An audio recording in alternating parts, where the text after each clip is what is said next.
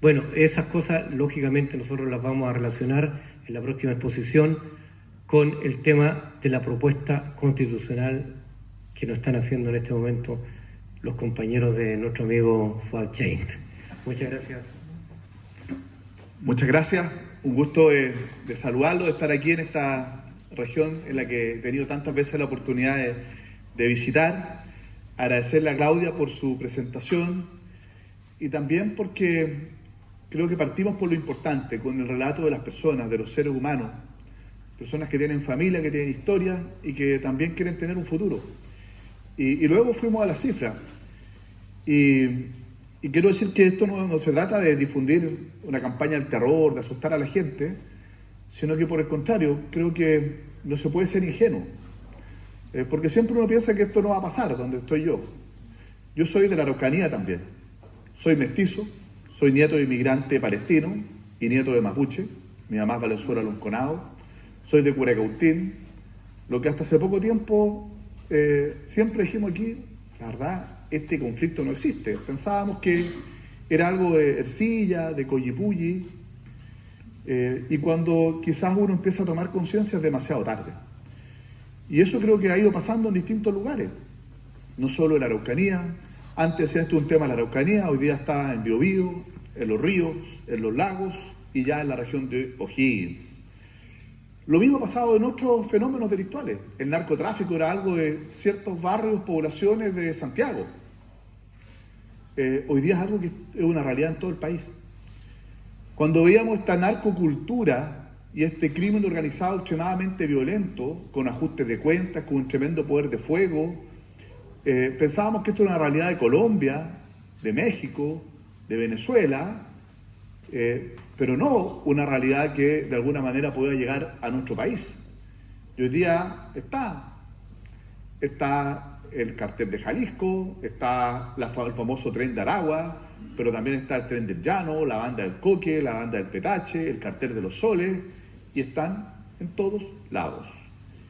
Y delitos como el sicariato, que eran algo que no existía en nuestra tradición, hoy día son una realidad. Yo siempre recuerdo que una vez a mí me asaltaron en Temuco, me robaron el reloj y me amenazaron con un destornillador, y yo estaba muy asustado. Hoy día te matan y lo publican en las redes sociales. Y creo que, de alguna manera, cuando uno actúa con ingenuidad, en definitiva estos fenómenos se arraigan y llega a un punto de no retorno, y muchas veces terminan controlando el Estado y la sociedad completa, porque tienen poder de fuego, tienen poder económico. Hay un delito que probablemente es mucho menos denunciado, pero que probablemente es una de las principales fuentes de financiamiento también, que es la amenaza extorsiva. O sea, mucha gente para poder producir, paga. Para poder cosechar su bosque, paga. Para poder cosechar su trigo, paga. Y en muchas actividades. Y pagan en silencio porque creen que con eso tienen más o menos controlado el asunto. Y cada vez, ¿no es cierto?, se le hace más difícil. Y cuando llega el momento en que ya no pueden pagar, bueno, ocurre que tienen un atentado. Y eso ocurre todos los días. ¿Y quiénes son los más perjudicados? Son los pequeños. Los que no tienen la posibilidad probablemente de, además de poder producir y tener cierta rentabilidad para vivir, de tener que financiar a el líder de la ORT local que lo extorsiona. Lo mismo que hacen los narcos, ¿no es cierto?, cuando controlan un territorio que hasta el del kiosco tiene que colocarse con una cuota. Eso hoy día existe.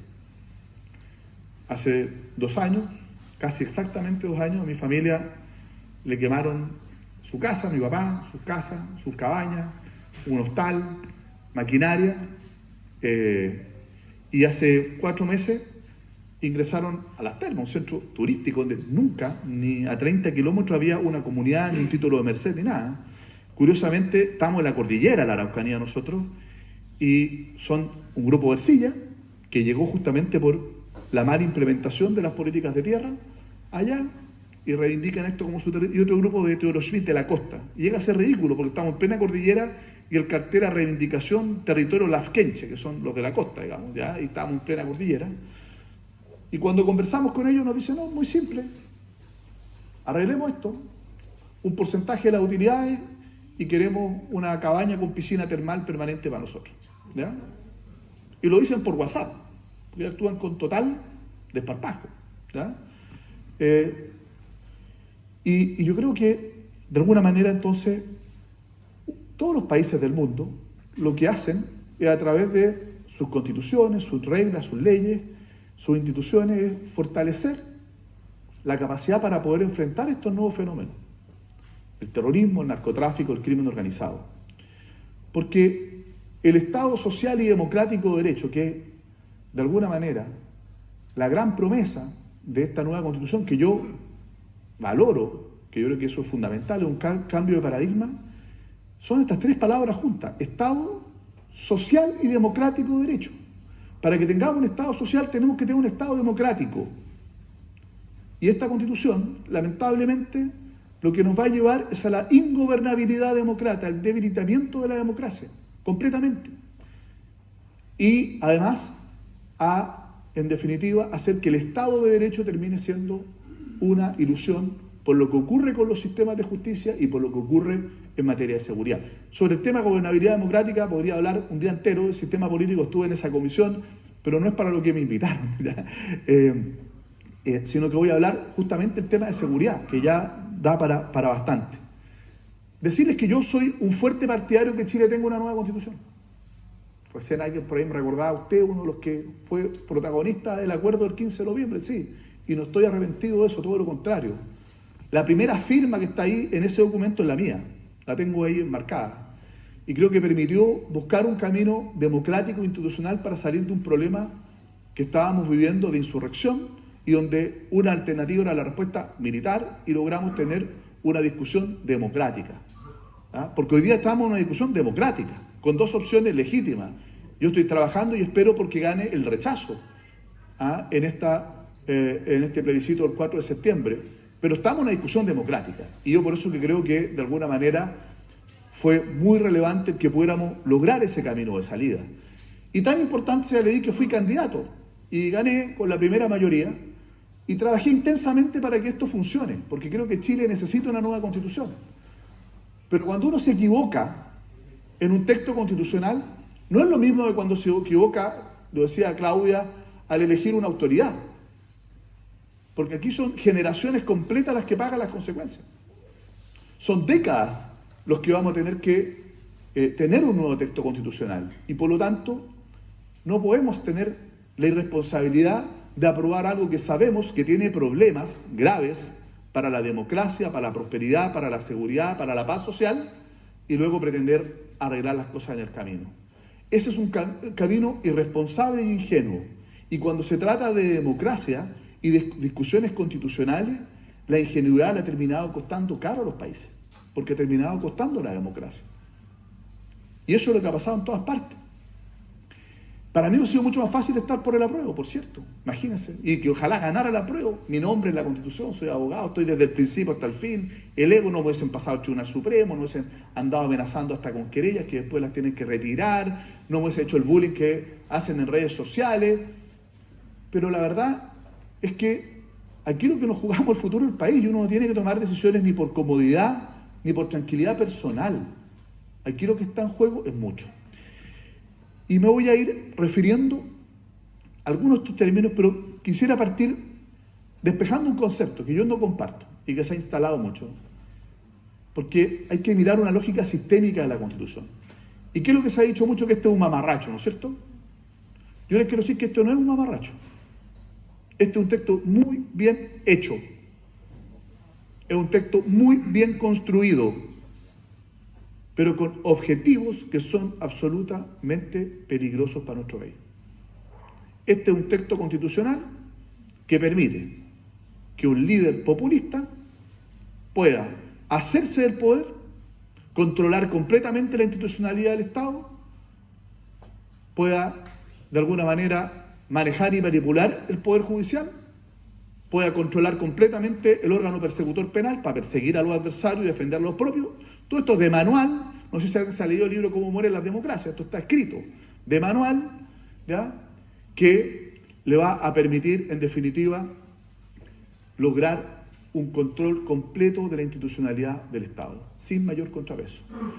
Y si es que no se llega por la vía democrática, entonces genera las condiciones para hacerlo por la vía de la insurrección, haciendo ingobernable el país, generando un conjunto de expectativas que no se va a poder cumplir y por lo tanto va a generar efervescencia social, amarrándole las manos al Estado para poder enfrentar una situación de esta naturaleza. Y por lo tanto, por cualquiera de las dos vías, le estamos abriendo el camino para que el totalitarismo pueda tomar el control del país. Y esto está hecho de esa manera. Y yo voy a partir por algo que no es propiamente de seguridad. Voy a tomar el tema con la plurinacionalidad, que yo no estoy en contra del concepto, porque el plurinacionalidad puede ser mucho y puede ser una declaración que reconoce que en Chile existen pueblos indígenas que tienen una cultura, una cosmovisión, que tienen una identidad, una forma de organizarse, que tienen una lengua, que tienen una historia y que tienen un anhelo de tener un futuro compartido. Y eso yo por lo menos lo comparto 100%. Y creo que Chile tiene que reconocer esa realidad que existe. ¿Ya? Estoy absolutamente convencido de aquello.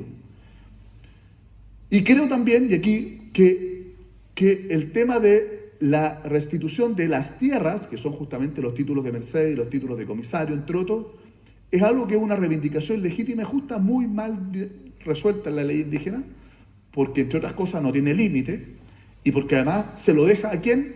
Al órgano político, la CONADI. Y el órgano político es por esencia presionable, y por lo tanto el incentivo es a la presión. Los que más presionan son los que más la han comprado, dio la cifra, ¿no es cierto, Claudia? Y otras comunidades que tienen mucho más derecho, pasan a veces décadas y nadie los infla. Entonces está más resuelto. En otros países que se ponen como ejemplo, como Nueva Zelanda, se creó un tribunal.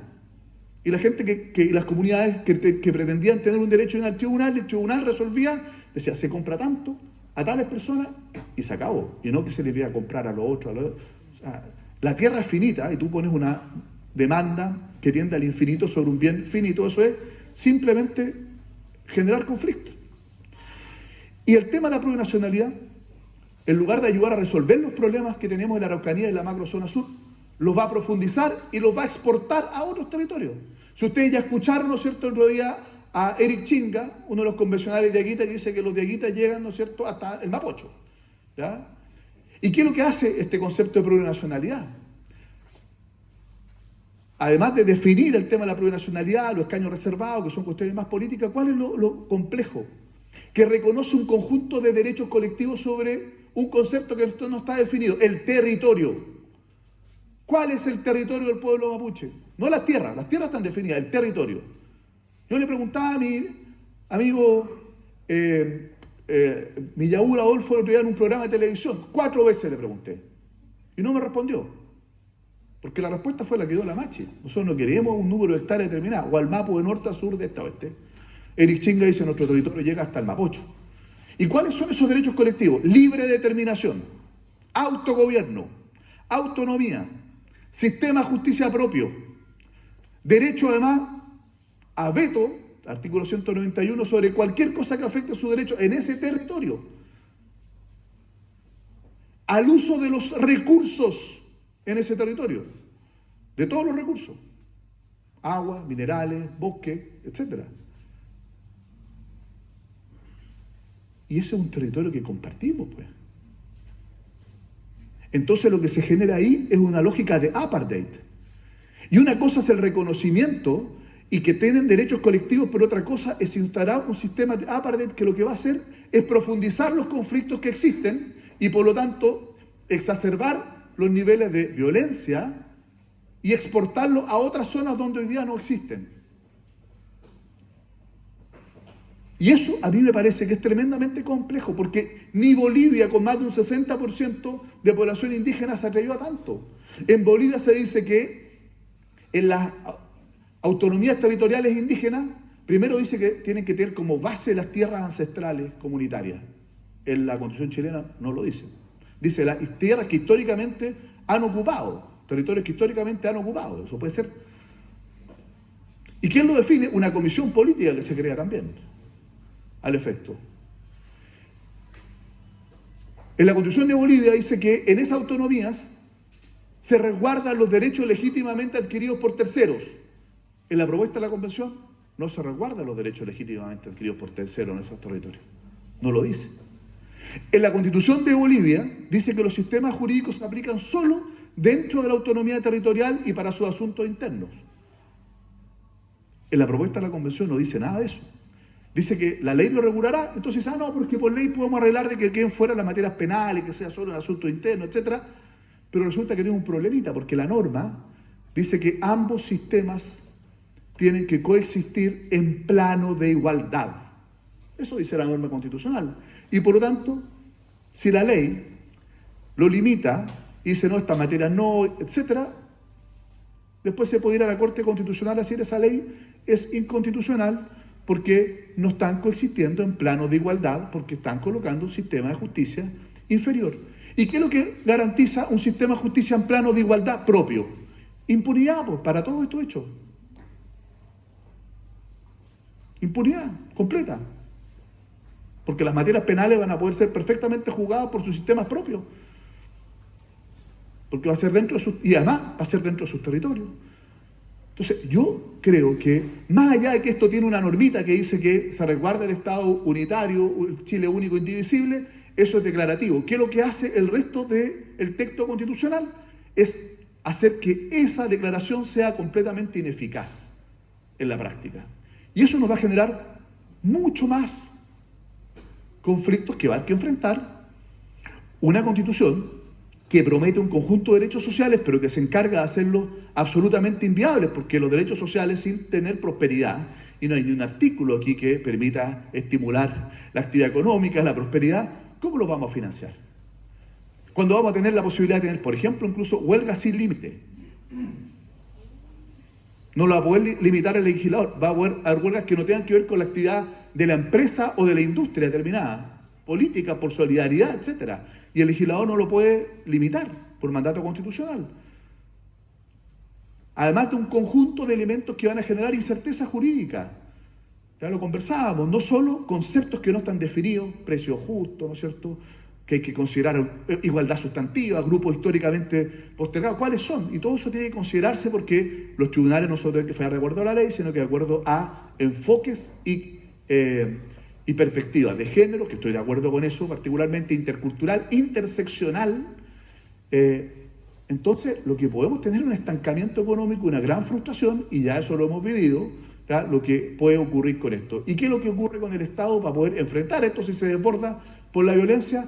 Estado de excepción constitucional, se elimina el estado de emergencia, que es el que hoy día está vigente en la zona, macrozona sur. Al día siguiente la entrada en vigencia se termina. ¿Y qué es lo que tenemos? Solo 3 estados de excepción. Asamblea para el caso de guerra externa, de sitio para el caso de guerra interna, de acuerdo a la Convención de Ginebra, y el estado de catástrofe, que es para los casos, ¿no es cierto?, de calamidad pública, que es un terremoto, digamos, un aluvión, cosas de esa naturaleza, calamidad pública. El estado de emergencia, que es aquel que permite actuar en los casos de grave conmoción interna, se elimina. Y no es que lo subsumieron en otro como los quisieron engrupir, no, porque hasta en el informe de la comisión que yo integré, se dice, aquí se elimina el estado de emergencia porque lo que se busca es que nunca más el Estado pueda con esta herramienta criminalizar la protesta social. Ese fue el argumento, ¿ya? Yo quiero decir que sin ese estado de excepción, con el estallido social, en menos de 24 horas se ha sentado en la moneda, digamos, ¿ya? Y tenemos un problema gravísimo. Entonces, esa es una de las figuras. Se elimina a Carabineros de la Constitución. ¿Qué importa si total está en la ley? Importa. Porque esto venía en la propuesta y se eliminó en el Pleno. ¿Y qué es lo que decían? A desconstitucionalizar Carabineros. Además de decir que las policías son no militares, etc. Decir, son policías, Carabineros de Chile, la Policía de Investigaciones. ¿Sabe por qué? Porque el día de mañana, por mayoría simple del Congreso de Diputados, ni siquiera mayoría calificada, mayoría simple, un voto más de los presentes, sin que pase por la Cámara de las Regiones, esta materia no pasa por la Cámara de las Regiones, futura, se puede o eliminar Carabineros o transformarla en una Guardia Civil, la Policía de la Revolución, como le quieran llamar. Simplemente con la mayoría del Congreso, nada más. Y hay gente que está en eso. De otro día estaba en un debate con la presidenta del Partido Humanista y dice, nosotros queremos eliminar Carabineros. Bueno, ¿y qué es lo que pide la gente cuando uno va a las comunas? Nos piden más Carabineros, ¿no? Y mejores Carabineros. Entonces, Claro, esto hoy día no puede tener un efecto al día siguiente que entre en vigor, va a seguir existiendo Carabineros. Pero lo que hace es justamente generar el camino para que el día de mañana un populista con mayoría del Congreso pueda transformar a Carabineros en su guardia revolucionaria o lo que quiera. Otro tema más. Fuerzas Armadas. Artículo 299. Estas son normas de derecho público, por lo tanto, solo pueden hacer las Fuerzas Armadas lo que está expresamente autorizado. La Constitución dice, solo pueden actuar en la defensa del control, digamos, y la defensa del territorio, la soberanía territorial, en caso, digamos, de agresión externa o amenaza a la soberanía territorial. Es decir, invasión, guerra, de acuerdo a la Carta de las Naciones Unidas, agrega, y para las misiones de paz. Decía, solo pueden las Fuerzas Armadas actuar en defensa de nuestra soberanía en caso de una guerra o en las misiones de paz en el extranjero. Y eso deja fuera varias cosas en la norma permanente. Directemar, por ejemplo. ¿Quién va a controlar la pesca ilegal? ¿Le vamos a comprar Zodiac a la PDI? ¿A Carabineros? ¿Quién va a controlar el narcotráfico o tráfico de armas o lo que sea en 4.800 kilómetros de costa si no es la Armada? Bueno, ahí, cuando advertimos esto, se movió bien el comandante en jefe de la Armada y logramos un artículo transitorio, el 11º, que dice, mire, mientras tanto se resuelve esto, va a seguir la Armada en esto y la Fuerza Aérea en el control, digamos, de la aeronavegación. Mientras tanto. Pero en régimen, cuando se resuelve, saca la ley de modificación, no va a poder hacerlo. ¿Quién lo va a hacer? ¿Qué policía lo va a hacer? Pero donde no quedó norma transitoria, y tampoco es casualidad, adivinen dónde es. En el Ejército y en la frontera terrestre. Por lo tanto, al día siguiente de la entrada en vigencia de la Constitución, el Ejército debe terminar de colaborar con Carabineros en el control de la frontera terrestre. Si hoy día tenemos un problema con la migración ilegal, que no es la migración que teníamos antes, donde la mayoría de la gente venía a sacarse la mugre, a trabajar, muchos profesionales, gente de empeño, hoy día sabemos que Maduro abrió hace un ratito las puertas de las cárceles y nos mandó para acá a las peores bandas criminales. ¿Y qué es lo que va a ocurrir? Si hoy día ya se nos están colando, imagínense, sin el ejército. O sea, olvidémoslo, dejamos de tener frontera, digamos, la práctica. Sin el ejército. Eso al día siguiente de la entrada en vigencia de la Constitución. No puede la Fuerza Armada. Además que no van a poder hacer un montón de cosas, digamos, cuerpo militar de trabajo, hospitales de campaña, etcétera. No van a poder. Salvo un estado de excepción constitucional. Y no está el de emergencia. Agreguémosle algunas cosas, digamos. Yo algo adelanté. La captura del poder judicial, que ya no va a ser poder judicial, sistemas de justicia. 5 nombres del Consejo de la Justicia lo nombra por mayoría el Poder Legislativo, más 2 que nombran los pueblos indígenas, y que van a participar en el nombramiento de los jueces. Y yo encuentro que no es tan peligroso porque hoy día participa el Poder Político en el nombramiento de los jueces. Si los jueces los nombra el ministro de Justicia, una terna que le manda al Poder Judicial, ya la Corte Suprema lo nombra, hay una terna, y después hay una esquina de la Corte Suprema, después propone el presidente, y después aprueban 2/3 del Senado. Eso no le tengo tanto problema cuando tú nombras a alguien, lo nombras y después, el tema, si no lo puedes remover tú, puedes actuar con independencia, ni evaluar. Y ahí está el problema. Porque en la evaluación y en la remoción también va a estar el sistema de justicia y también va a estar el poder político.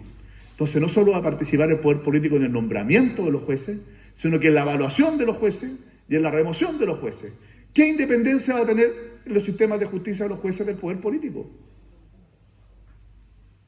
Pero además ocurre algo similar con el Ministerio Público. Pues. Hoy día, ¿cómo se nombra al fiscal nacional con la Constitución actual? Quina a la Corte Suprema, de Saquira toma un nombre el presidente, 2/3 del Senado. O sea, un gran acuerdo político. En la propuesta de la nueva Constitución no participa la Corte Suprema, solo el presidente, asesorado por alta dirección pública, no propuesto, sino que el presidente asesorado nombra, propone y con mayoría del Poder Legislativo nombra. O sea, puede tener un fiscal nacional a su real gusto, a su pinta. ¿Y sabe cómo se nombran los fiscales regionales Hoy día terna de la Corte de Apelaciones y nombra fiscal nacional. ¿Sabe cómo viene la propuesta constitucional? La Asamblea Regional, los actuales CORE, que pasan a ser Asamblea Regional. O sea, los nombra el órgano político regional, al fiscal. Aquí por ahí algún CORE, ¿no? ¿Sí? Esto es tú. Está el Lombardo Toledo, ya va a venir también, ya ha tirado una talla, pero no ha llegado. ¿Ya? Imagínense, o sea, los CORE, yo digo, ¿qué independencia va a tener ese fiscal regional, ¿ya?, de el órgano político? Y el fiscal adjunto que quiere llegar a ser fiscal regional, ¿quién va a andar tan preocupado de fiscalizar lo que ocurra en la actividad política regional y todo lo que pasa con los fondos públicos en todas partes, si van a depender para poder llegar a ser fiscal regional de que lo proponga este órgano político regional? A mí me parece que entonces el riesgo de la captura del órgano persecutor penal, el que tiene que decir a quién investiga y a quién no, por parte del poder político, eso atenta fundamentalmente contra el Estado de Derecho, tanto como los problemas que tiene el sistema de justicia. Y va a terminar además deslegitimando completamente el sistema de persecución penal, que ya tiene problemas. Y si a esto le sumamos que en la Constitución tenemos un estatuto de derechos de los privados de libertad. Estatuto de derechos. Yo estoy de acuerdo que este es estatuto de derechos. Ahí tengo una diferencia con Pablo Urquiza, yo estoy de acuerdo. Pero también está de acuerdo que tuviéramos el estatuto de derechos de las víctimas, que hoy día queda solo a rango legal en el Código Procesal Penal. Quisimos elevarlo al rango constitucional y se rechazó. Entonces quedamos estatuto de los derechos de los privados de libertad, de los delincuentes, y no tenemos estatuto de los derechos de las víctimas. Se elevó a rango constitucional la Defensoría Penal Pública, yo voté a favor y estoy de acuerdo, pero propusimos una Defensoría de las Víctimas y se rechazó. Tenemos Defensoría del Medio Ambiente, tenemos Defensoría, ¿no es cierto?, de los penal público, donde tenemos Defensoría de las Víctimas. Quedó totalmente desactivado esto. Y si además sumamos a esto un par de problemas que, por ejemplo, la ciudadanía hoy día no, para poder ser ciudadano con derecho a sufragio, no se requiere no estar condenado a pena aflictiva, es decir, a haber sido condenado a una pena de más de 3 años, 3 años y un día hacia arriba. Y por lo tanto, todas las personas, independientemente de su condena, van a mantener el derecho a sufragio. Todas. O sea, entre Colina 1 y Colina 2 van a poder elegir un diputado, ¿ya? ¿Ya? Entonces, yo, sinceramente, ¿ya?, creo que esto quedó desestimado. Yo me la jugué completamente por el apruebo, pero yo aprobamos para otra cosa, no para darle más derechos a los delincuentes que a las víctimas, no para dividirnos en naciones distintas con todo este conjunto de fuentes de nuevos e inagotables conflictos, no para poder debilitar la capacidad del Estado para poder enfrentar estos nuevos fenómenos delictuales y el terrorismo, que es una amenaza no solo en Chile, es una amenaza global. No aprobé para tener un sistema político que nos lleve a la ingobernabilidad ni para debilitar el Poder Judicial. Yo aprobé porque necesitábamos un Estado garante de los derechos sociales que nos permita efectivamente jugar un rol para poder tener seguridad social, para poder tener una salud decente, para poder tener efectivamente una justicia social como corresponde, para garantizar el derecho a la vivienda. Entonces, yo creo que todos estos derechos, y muchos de ellos que están muy bonitos, incluso algunos bien escritos, y el tema medioambiental me parece en general que es notable, y creo que es un cambio que también tenemos que asumir, el Estado ecológico. Yo estoy de acuerdo con eso, no puedo no estar de acuerdo. Estoy totalmente convencido que tiene una parte positiva y bonita este texto constitucional. El problema es que todo lo demás hace que lo bueno sea una promesa imposible de cumplir, que sea una especie de, yo he llamado una especie de carnada, ¿ya? Y ustedes han visto que en la franja lo dicen para que la gente muerda el anzuelo y nos lleve a un sistema que va a terminar con nuestra democracia, que va a afectar severamente la paz social, la convivencia, la seguridad. Y tal como lo decía Claudia, sin seguridad, ¿ya?, ningún otro derecho social podemos ejercer, pues. Tenemos hasta el derecho al ocio. ¿Y qué derecho al ocio si la gente va a vivir encerrada en su casa, no puede ir a la plaza? ¿Ya? Entonces, yo creo que aquí tenemos un problema gravísimo. Y tal cual, el artículo 53 dice derecho a vivir libre de violencia, seguro, libre de violencia. Sí, lo declara un artículo, pero todo el resto de la Constitución hace exactamente lo contrario para que, en definitiva, eso sea un artículo que no tenga ningún tipo de efecto práctico. Porque uno tiene que leer la Constitución con todos los efectos sistémicos que tiene, no solo con normas aisladas. Lo mismo que ocurre con Chile es un Estado unitario, indivisible, único, indivisible. Después hace exactamente lo contrario. Entonces, yo creo que este es un tema quizás de los menos visibles. A veces han puesto el foco en cosas que quizás no son tan importantes, que se pueden arreglar, que son medias ya casi anecdóticas, o que uno dice, sí, esto sí lo puede arreglar, pero esto no lo puede arreglar. Porque esto tiene efecto en todos lados, en el sistema de justicia, en plurinacionalidad, o tiene causa en todos lados, en Fuerzas Armadas, en policía, en todas partes, en el sistema político. Y por eso yo digo, mira, esto es como un auto que tiene una bonita pintura, una carrocería impecable, asientos de cuero, aire acondicionado, porque tiene el motor fundido, no le funciona la caja de cambio, no tiene freno ni dirección, ¿ya? Y además es súper gastador en cómo echarle benzina. ¿Usted se lo compraría para arreglarlo después o no? ¿O se compra uno bueno al tiro? ¿Ya? Por eso que a mí me parece que es tan poco creíble este acuerdo que se anunció hoy día, que además ya está desahuciado, ¿ya? Duró menos que la querella en mi contra esta cuestión, ¿ya?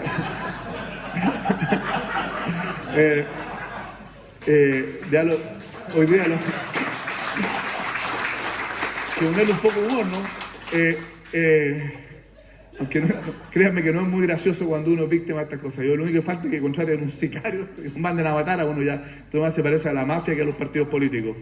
Pero yo les quiero decir que ya lo desahuciaron, ya dijeron que no, que uno de los firmantes este día dijo, no, pero si no estamos obligados a cumplirlo. Dijo, lo firmamos, pero nadie dijo que lo vamos a cumplir, ¿ya? Entonces, esto es poco creíble, que los cambios, el Frente Amplio, lo hicimos cambios cosméticos, y el problema no es cosmético, el problema es estructural. Por eso que yo sigo convencido de que Chile necesita una buena constitución, por una que nos reencuentre, no que profundice nuestras divisiones, que nos permita tener un Estado social, pero también democrático y de derecho, y para eso necesitamos tener un país más seguro, un país más próspero, sin prosperidad, ni ninguno de los derechos sociales que están ahí lo vamos a poder gozar en la realidad, sino porque la gente va a poder leer los derechos sociales, pero no vivirlos. Está lleno de experiencias en el mundo, de constituciones que están llenas de derechos que garantizan donde la gente vive pobremente, y además coartando su libertad. Y yo no quiero que Chile transite ese camino, y yo creo que ustedes tampoco, por eso están acá. Nos quedan 3 semanas, hay que hacer un tremendo esfuerzo para rechazar esta más que mala, peligrosa constitución para Chile y poder tener una como la que realmente soñamos la inmensa mayoría de los chilenos. Muchas gracias.